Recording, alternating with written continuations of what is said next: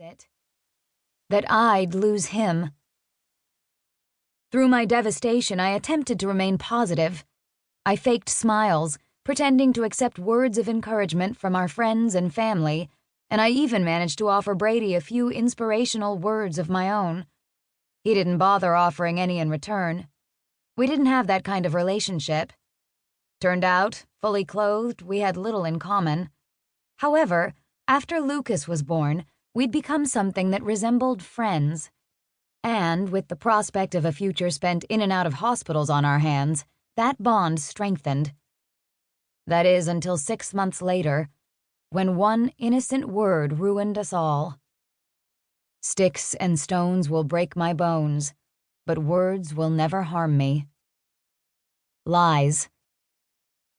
Syllables and letters may not be tangible, but they can still destroy your entire life faster than a bullet from a gun. One word. That was all it took to extinguish the sun from my sky. Shh, I cooed, reaching over the stroller handle to push the pacifier hanging from a blue and white polka dot ribbon monogrammed with his name back into his mouth. He'd been in a mood all night. It seemed being 6 months old was an impossible job.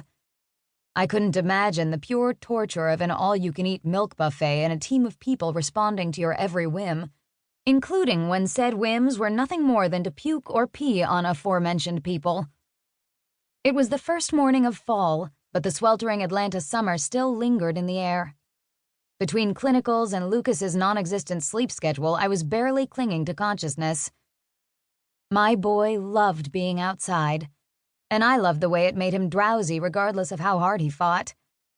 So, with hopes that we'd both be able to sneak in a morning nap, I'd strapped him into the obnoxiously expensive stroller Brady's mother had bought me for my baby shower and taken him for a walk through the local park. That quaint playground less than half a mile from our house was one of my favorite places in the world, and exactly why I commuted the extra 15 minutes to school every day.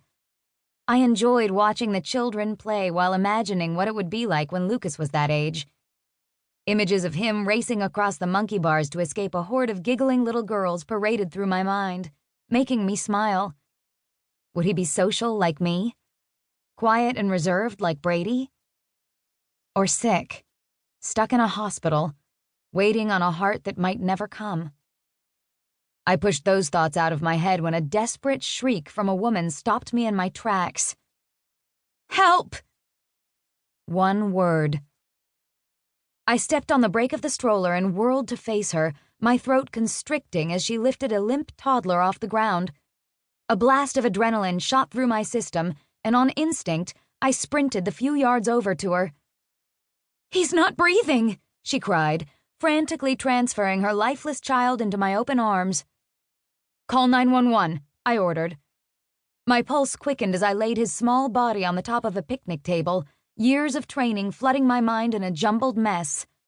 "What happened?" I asked, tipping his head back to check his airway and finding it open, but no breath was flowing through it. I don't know," she stammered. "He just fell. Oh God, he's not breathing." "Calm down," I barked, though I wasn't completely sure which one of us I was talking to.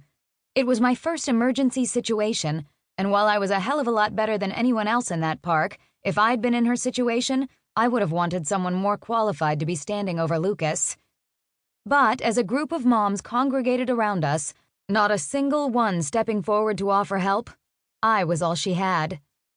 So with my heart in my throat, I went to work, praying that I was enough. Within a matter of minutes, a weak cry streamed from the boy's blue lips. His mother's sob of relief was a sound I would never forget. Deep, as though it had originated in her soul and merely exited through her mouth. "Oh God!" she screamed, her hands shaking as she bent over his stirring body to tuck his face against her neck.